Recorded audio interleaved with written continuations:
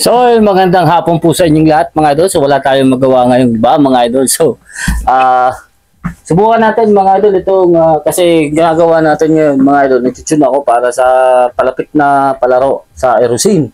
So, gaganapin yun mga idol September 21. So, sasali tayo doon mga idol. Ito yung gagamitin nating unit. So, mga kalaban natin doon mga idol is yung may mga kulata talaga mga pandigma. So, yung laro daw doon mga idol is merong BR25, BR50, speed shooting, hindi ko alam yung distance, then long range. So, yung long range mostly 100. So, di ko lang alam kung mag-extend sila ng 150 mga idol kasi dun sa area na yun mga idol kaya dun mga 250 meters or 250 plus yards, something gano'n. Depende sa kanila kung yards yung gagamitin nila o meters. Pero sa BR, tsaka sa BR is meters talaga yung gamit. So, susubukan natin dito ngayon mga idol. So, shoutout nga po pala kay Sir Marconi. Ayan, napanalo tayo ng isang PCP unit mga idol, yung Snow Peak. So, ito po yun mga idol at pinaparaffle natin yan mga idol sa halagang 280 per slots lang po mga idol. And kay Sir Mego Hunter mga idol, napanalo din tayo ng isang yan domes o dome stack mga idol na PCP tactical. So, nabili na din po yun sa atin mga idol. So, binenta natin yun mga idol na unit at nakakorsonadahan din. So, ayun mga idol, maraming salamat and sa mga sumasali sa ating mga paraffle, thank you po, marami mga idol. So, ayan, yung binago natin dito sa unit natin mga idol, linagyan ko ng parang buntok dito. So, yung housing nitong trigger mechanism mga idol, binutasan ko. So, binutasan ko siya mga idol, tilagay ko tong paracord para meron tayong paglalagyan ng sling mga idol. Kasi wala talaga, hindi natin kaya ipag-hunting ito at wala tayong sling. Then meron din ako dito mga idol linagay na parang pampa-sturdy or pampatigas ng barrel additional. Hindi ko alam kung pwede ito maging down negative side or positive side. Sa ngayon mga idol, nung pag-test ko, medyo okay naman siya.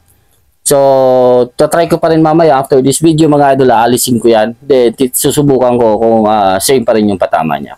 So, ngayon yung gagawin natin mga idol, meron tayo ditong target box sa 25 meters and 50 meters. So, yung gagawin ko dito mga idol is puputukan ko yung may mga dot ito mga idol. So, try natin putukan yung ating dot kung kaya kahit 15 shots. Kung kaya natin magpasok sa 10 or score ng 10. So, kung makapasok tayo ng 15 shots mga idol, possible na tayo makapasok ng at least perfect 10. So, hopefully, makakuha tayo ng gano'n. Pero may win ganyan tayo mga idol. So, subukan pa rin natin yan. Then, dun din sa 50, mga idol, subukan din natin kahit mga 10 shots na halimbawa nagbi-BR 50 tayo. Subukan natin yung 10 shots kung kaya natin mapalapit man lang sa dot mga idol. And sa ganitong klaseng win. So, mag-hold ako. Gagawin natin yung pag-hold kasi dapat pumasok tayo dun sa malapit sa dot ng ating target. Ayan. So, magagawa din tayo ng kung anong sighters dyan mga idol kasi maraming tuldok yan. Pagpapraktisan ko pa rin mamaya. So, ngayon mga idol, yung gamit natin, PLW, 18.5 grain, at, ano to? 8MH, M3-H, ayan. So, yung velocity natin na gamit dito is 924 feet per second mga idol. At yung output natin dito is 1,685. Yan, 1,685. Then, yung ating scope natin, napanalunan din natin to kay Sir Rob Rendel Paipa. Yun, West Hunter po, na scope, 624 by 50. Ayan mga idol. Ito din, na rail, nakuha din natin kay Sir Rob Rendel Paipa. Ayan, thank you. Itong mount na no limit mounts. Then, ito mga idol na bipod, nakuha din natin yan sa paraffle ni Sir Rob Rendel Paipa. So, makukumpleto mga idol lahat raffle. Ayan mga idol. So, shoutout po pala. At sa gusto pa rin bumili ng ating scope mga idol, available po yung 5 to 25 by 56 mga idol. Yung 5 to 30 by 56 mga idol, last 15 slots na lang po ako. As of now, ano ngayon? September 11 ata? Wednesday? Basta September 9, 10, 11, something gano'n. Nakalimutan ko mga idol. Nandyan yung ating calendar. Ayan mga idol, shoutout po sa inyong lahat at thank you. Try natin ito. So, recording tayo dito. So, hopefully nakikita natin yung scope cam mga idol at yung magnification natin dito is try ko kung kaya natin silipin ng mas maganda pag malapit yung ating target. So, ayan. So, gagawa lang tayo dito ng sighters. Again, mga 15 shots lang tayo dito. Hopefully, hindi salubong yung ating hangin. At yung hangin, mga idol, dito ngayon is from left to right, mga idol, na papunta dito sa likod. Minsan may galing sa likod ko, pero hindi ko nakikita sa point of impact. So, ayan yung mga patama natin dito sa baba, mga idol. Ayan, no? So, ito, ilang shots yan, mga idol. Ito yung nag-tune ako. Ito lang yung nag-gastos natin dito. Ito. Tapos, ito, isang langaw. Ayan. So, dito tayo siguro. Ayan. So, maghahanap ako ng sighters. Mag-sighters muna tayo. Try natin kasi dapat meron tayong dry fire. So, ayun. So, ang tawag nito. Ugaliin natin, mga idol, na magkaroon tayo ng dry fire lagi. Once na naglo-load tayo ng ating unit or ang tawag nito, tinambay natin yung ating unit. Once na isasalang natin, dry fire tayo. Pero pwede naman tayo mag-dry fire sa sighters para makita natin yung difference ng point of impact. Hopefully, mga idol, makakompleto ito ng 15. Okay. So, ayan. Nakita nyo, kakaload ko lang, mga idol. Subukan natin yung second shot kung asa na to.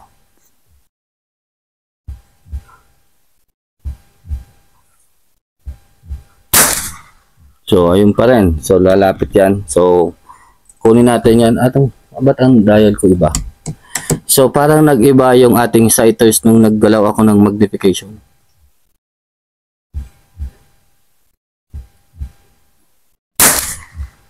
So, nandun lang siya eh. So, balik ko kaya dito, mga idol, sa 12. So, makakompare natin ito. Pag nag-iba yung patama ko, nag-iba yung point of impact dito, mga idol. Ibig sabihin, nagkakaroon tayo ng shift pag naggagalaw tayo ng magnification. So, subukan natin to. Pag doon ulit tumama yan, ibig sabihin, hindi tayo naka-zero.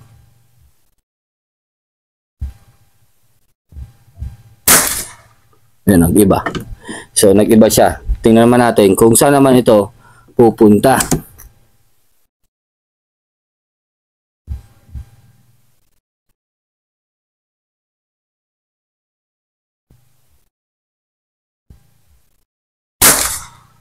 Yan, nandun ulit. Nandun ulit siya, mga idol. So, siguro, i-zoom na lang natin. So, dito, pag na-zoom natin to, masusubukan natin talaga kung naglalaro siya. Kasi, isa sa pangit na scope, mga idol, pag ganyan, merong mga scope na pag zinuzoom mo, nag-iiba. Kasi, kaka-zero ko lang, mga idol, bago ko i-click yung video na to.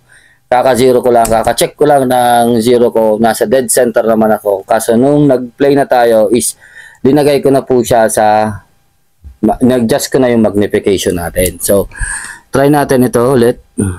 Lumalabo yung screen ko, or yung salamin.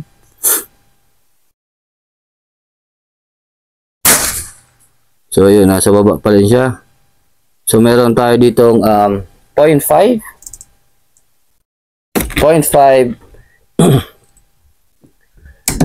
emerald. Try natin yung 0.5. Adjust. Feeling ko sobra yung 0.5.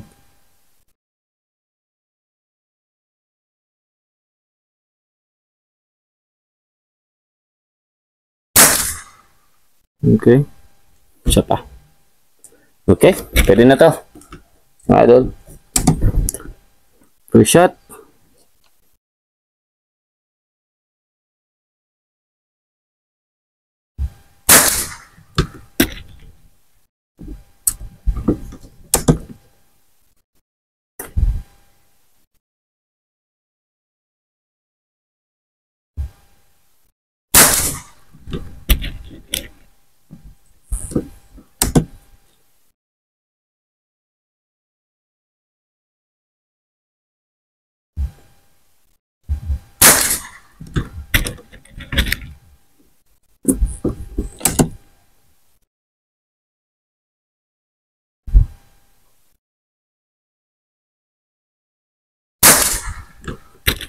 Parang feeling ko medyo mababa ang slide.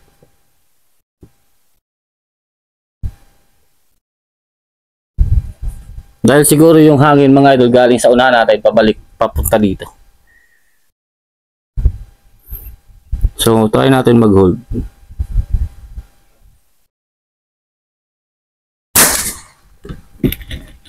So mababa nga siya.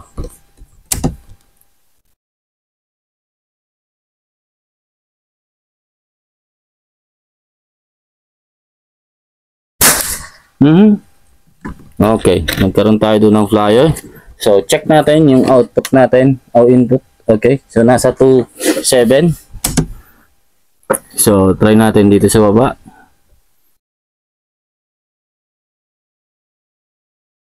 Same hold sa wind.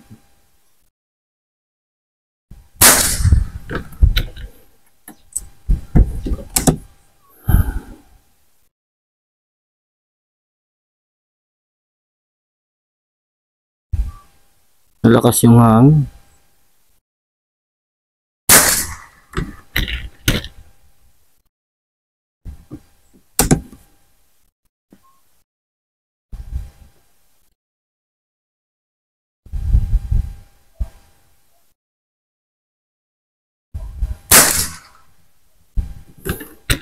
Hindi ko nakikita yun masyado, yung sa may M.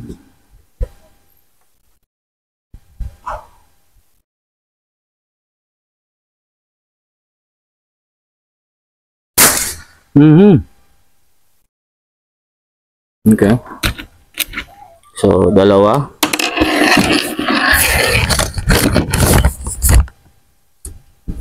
Meron tayong dalawa pa lang.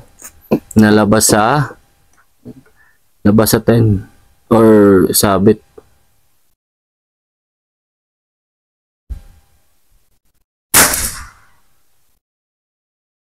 Okay. I-try na tayo ng mayroon tayong lihis na right, left.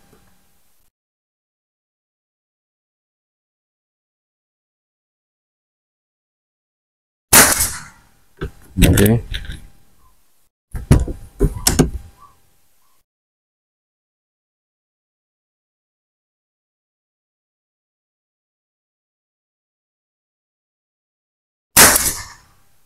Baba.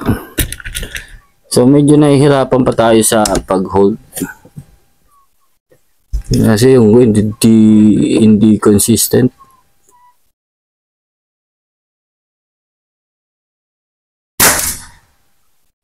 Okay? Or hindi tayo consistent.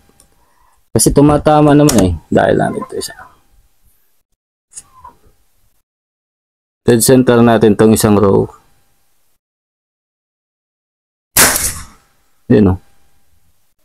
So ito mga idol, hindi ito wind, hindi ito ay isang flyer or hindi tama yung hold. Try natin ulit, makikita natin yung groupings niyan kung magpapare-parehas yan mga idol. Ibig sabihin pag bumababa yung tank pressure natin, nagkakaroon tayo ng shift. So nag-iba po yung patama niya. So, ito isang pwede nating pag-aralan. Yun, nag-dead center ulit.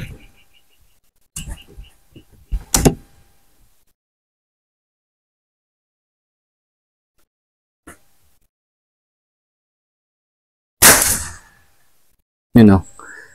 So, naglilihi siya. So, pwede niya bilangan mga idol ng sabihin natin, bigyan natin ng mga 20 seconds, mga ganyan. So, pwede natin pagpahingahin yung unit kada putok para makita natin mga idol kung pag pinahingan mo yung unit mo, syempre magre-recover yung inyong plenum, eh tatama na ulit siya sa center. So try natin to.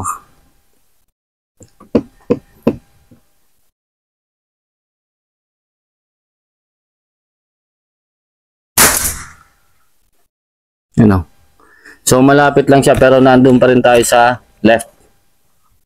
So pag ganito mga idol, pwede nyo tandaan yung tank pressure nyo, yung ilang shot counts bago kayo nagle-left. Then pag naglaro kayo, pwede nyo nang gawin mga idol is alam nyo na after 5 shots, sighters kayo. Tingnan nyo, pag nag-left, so ibig sabihin pwede na kayong mag-hold ng left. meron kayong 4 shots, then sighters ulit. Tapos kung mag-iba naman yung tama niya, balik naman kayo, iba naman yung ano nyo, ang hold nyo, mga idol. So, ganun ang pwede natin maging example sa ganitong klaseng patama, mga idol. Yun, oh. So, parang lumalapit siya. Pero meron kasi akong crosswind, mga idol, tsaka hindi consistent yung wind natin. Meron galing dito, meron galing doon. Ngayon, nasa harapan ko naman, papunta dito sa akin. So, hindi ko babaguhin yung tune ko. At mamayang hapon o bago dumilim, susubukan ko ulit yung ganyang klaseng patama. Tingnan ko kung magpi-play pa rin siya ng ganyan, mga idol, after how many shots. So, medyo marami-rami na rin putok na ginawa natin.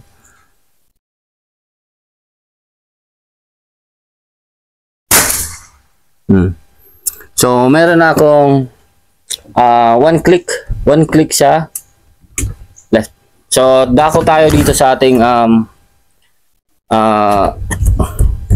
50. Yan. Try natin yung 50 meters. Kung kaya man lang natin itong mga idol mapa dikit. Ayan. So, hanap ako ng sighters. Dito lang sa baba kasi tingnan natin yung dial natin kung ilan. So, hindi po align yung aking unit. Yan. So, hindi ako, naka-zero tayo ng 25 yards. Try natin tingnan kung hanggang saan yung drop niya. So, tingnan natin yung tank pressure natin. So, ayan, nasa 2.6 pa. Tingnan natin to. Kung nakikita nyo yung wind, mga idol, naglalaro talaga siya. Meron naman galing dito sa akin, papunta doon. Okay, so nakita ko yun. Parang hindi pa siya naka-tune or hindi siya naka-tune doon, mga idol, at nakita ko siya nag-spiral siya ng konti. So meron tayong drop na nasa 0.5.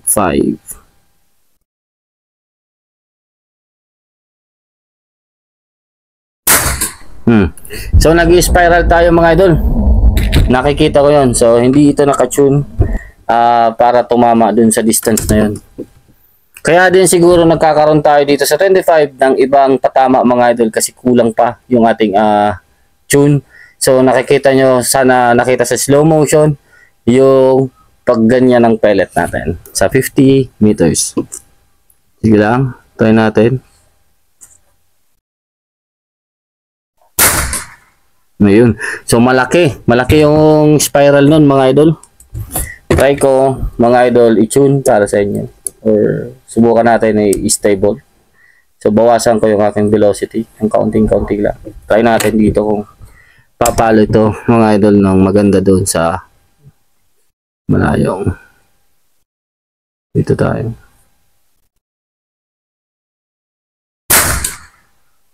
So spiral pa din siya. Isa pa.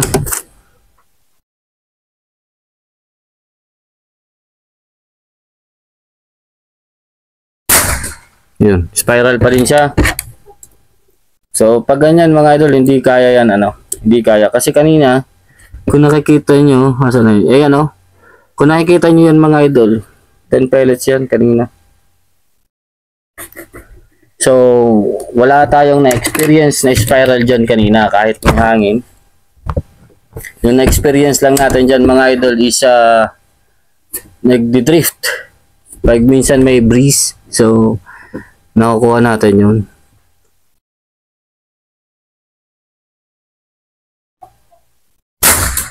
Okay.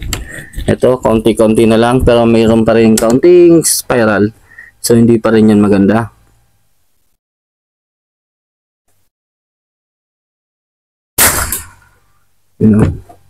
So, meron pa rin siyang spiral. Ito pa.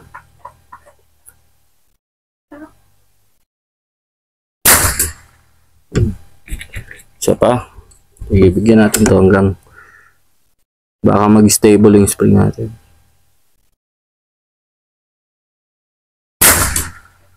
So, yung spiral niya nandito. Grabe. Actually, kung consistent yung spiral niya mga idol, pwede nyo na yung tiyagaan yan. Kung consistent, try natin to. Kung dun ulit siya papasok mga idol.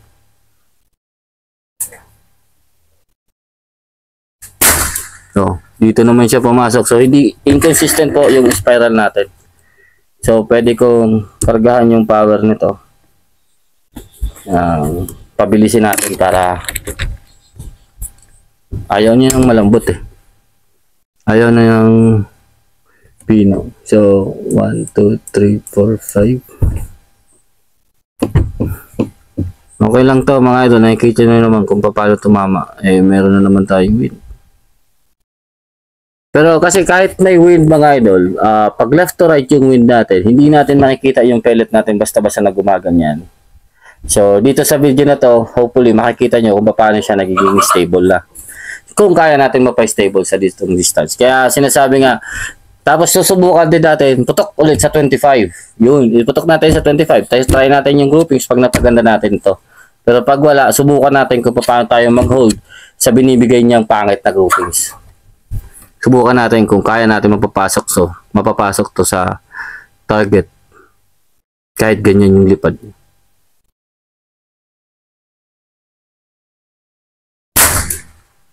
Sumabit.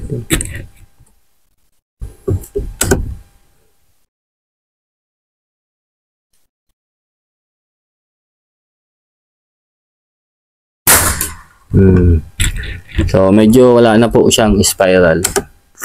Pero tumatama na tayo sa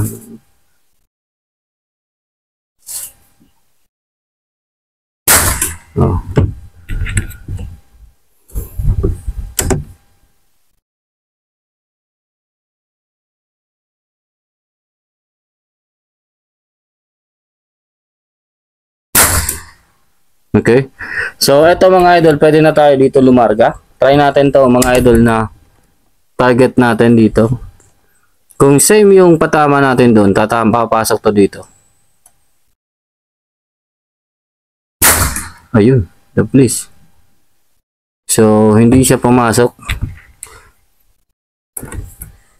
Hindi ko alam kung sukatin ko nga mga idol. Baka mali yung sukat ko. Okay, mali yung sukat natin. Kasi yung sukat natin, ginanya natin siya. So, dito yung tama niya sa gitna. So, dapat half nito mga idol na ang hold natin. Try natin to, half. Okay, half.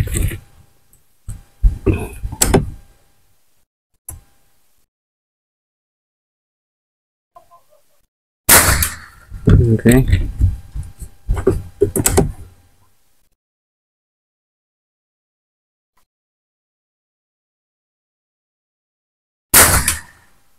Sumobra. So, nag-pick up yung wind. So, pag ganito may wind, so nakakapasok tayo ng half MOA o half MRAD. Subukan natin, same wind. Okay. So, hindi ko alam kung pasok pa yan mga idol sa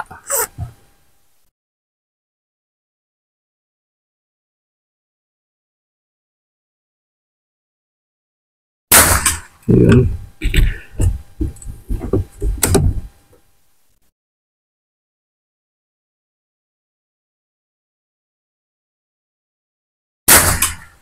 Okay. So, yung wind talaga medyo mahirap.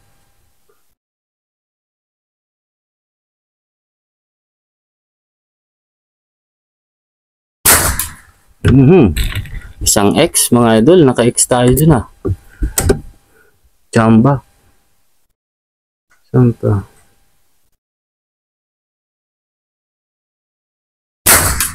Ayun. Try pa natin sa baba.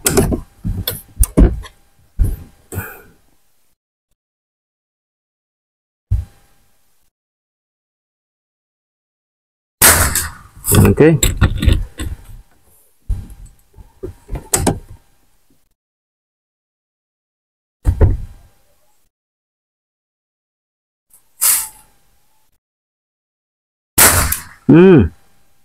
Nawala yung wind.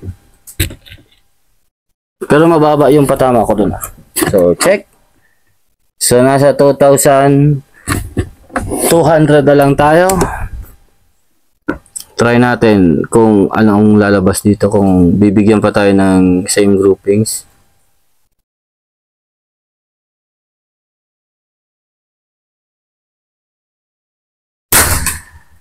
Okay. So, mababa tayo pero nagsa-center siya. Actually, ganito mga idol na tank pressure is hindi na po siya pwede. Gawa ng dual regulator tayo. Tapos, meron tayong, ang tawag nito? Output dun sa dual, sa unang reg natin ng 2.4. So, ibig sabihin, ito mga idol, mababa na. Mababa na siya sa balance na yan. So, try pa rin natin kasi gusto kong makita kung hahabol siya dyan. Kasi pag ganito pa rin yung patama niya mga idol, oh, na bumababa lang tayo pero nagde-dead center tayo. So, may kalalagyan to sa regulator natin. Yun, oh, pumasok pa din talaga. So, natambay lang yun. So, kung napansin nyo, dinaan lang natin sa chika-chika. So, pumasok pa rin siya, mga idol. Hopefully, malinaw ito at parang tingin ko sa scope, mga idol, na hingahang ko. So, medyo nag-blur yung ating salamin. Okay, try ulit natin to. Okay, so hindi na talaga niya kaya, mga idol. So, hindi na niya gusto yung lipad. So, pangit na rin. Kahit pakinggan ko mga idol yung ating putok, hindi na po siya maganda. Masyado nang wasak yung tunog ng ating unit.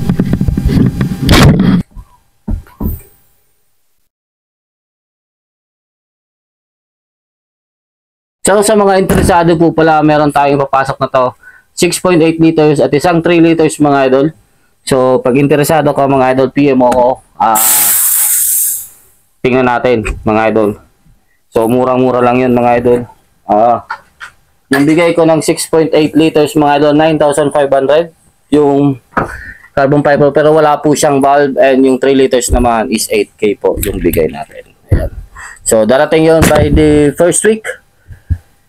Ngayong first week ng October. First to second week mga idol. Hopefully. So, try ulit natin kasi kakakarga lang.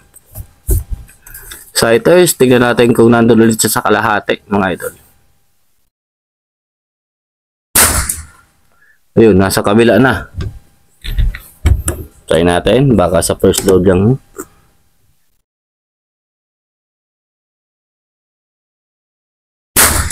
Ayun, nag-dead center, walang hangin.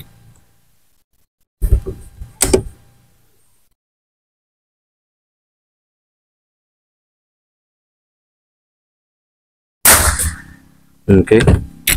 So, tapusin natin tong 3 shots.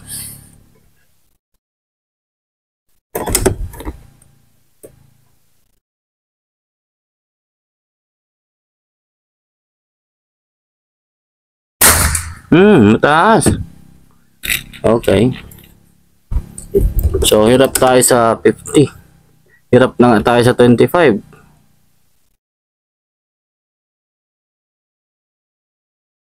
Salubong ko yung hangin. Okay. So, wala. Bagsak tayo dito sa 50. So, pwede naman tayo maka-score siguro dito sa 50 mga idol, pero para sa akin bagsak yan talaga. At least alam natin mga idol kung kaya natin magbira ng 50. So, ngayon subukan natin yung ginawa nating tune doon na nag-stable siya, at tirahin natin dito 5 shots sa ang tawag na to sa 25. Look tayo dito.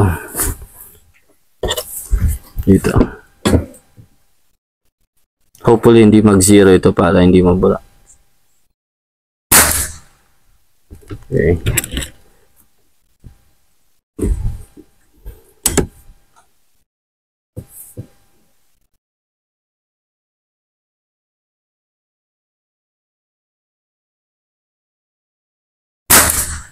Okay, mababa.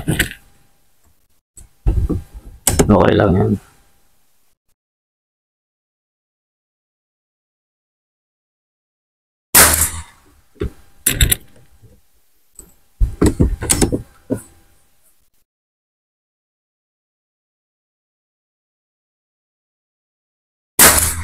Yun, hindi na nakatune dito.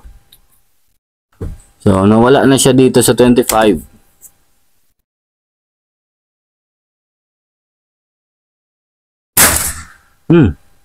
Lumipat naman. Okay lang. Sige, subukan natin.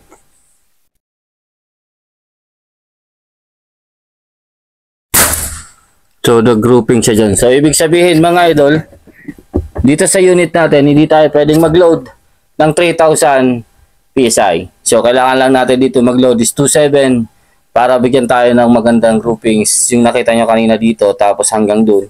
So, sa 2.7 yung tayo nagkuha.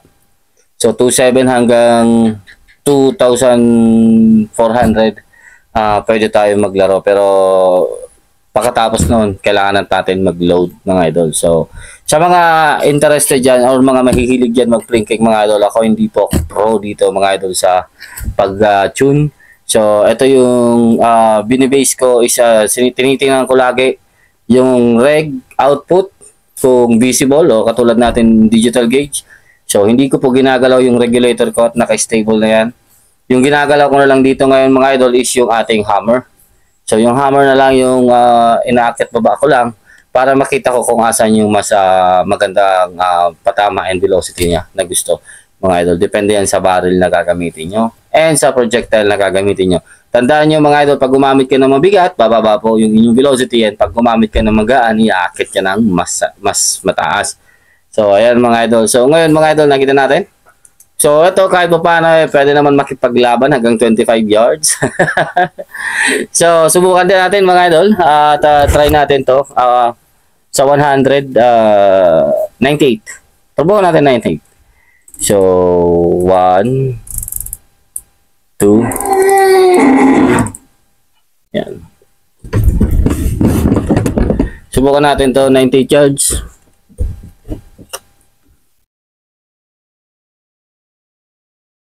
Kung tatama tayo dito mga idol. So, again, nakita nyo, shooting left tayo with the wind mga idol. So, gagawin ko siguro, mag-hold na lang ako dito. So, etong poste mga idol is 4 inches ito. Yung lapad nito. So, hopefully, tumama tayo at makita ko din yung ating dial. Kasi hindi po tayo naka-validate. Subukan natin. Ito yung gawin kong point of aim. So, nandito. So, kung susukatin ko mga idol, is nasa mga 0.7 MRAD, yung unang bagsak. So, try ulit natin.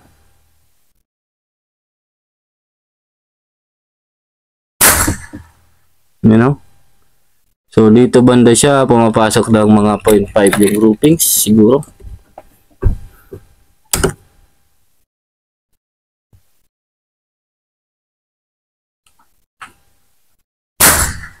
Yan.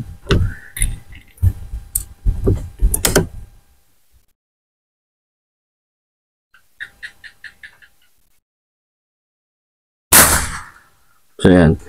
So, kahit may wind mga idol, hindi tayo lumalagpas sa 98 yards sa 1 MRAD.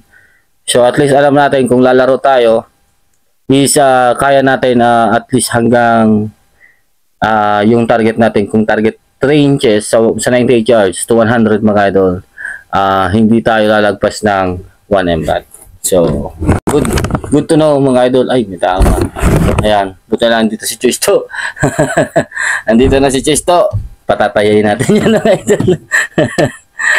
So, ayun mga idol, maraming salamat sa inyo panonood. Sana po may natutunan kayo at sana po meron tayo ditong natutunan din mga idol kung paano mag-play yung ating laruan. So, pag nag-tune tayo, then kung ano yung mangyayari sa unit natin or kung saan siya mas maganda. So, tandaan nyo mga idol, hindi po perfect yung unit mga idol. Unless talagang maganda yung gumawa, maganda yung regulator na gamit. Lahat yung gamit natin, China, mga idol, and local. units mga idol. Kahit mag-imported man yan mga idol, pag hindi mo kaya mabalanse yan, hindi po tatama ng maganda yan. So kahit magandang barrel yan mga idol, pag hindi ka marunong mag-balance ng hangin at yung hammer spring, valve spring, yung airflow, at pag wala nun mga idol, wala, hindi tatama ng maganda yan. So minsan kailangan natin mga idol intindihin yung unit natin kung paano gumagana po yung regulator, lalo na yung regulator mga idol, kung paano gumagana yan mga idol. Yung plenum natin mga idol, importante yan. Tapos yung pellet natin mga idol, hindi po tayo pwedeng gumamit ng basta-basta unsorted kahit local or kahit Astro. So pag Astro, tandaan, babaan nyo yung quality na performance.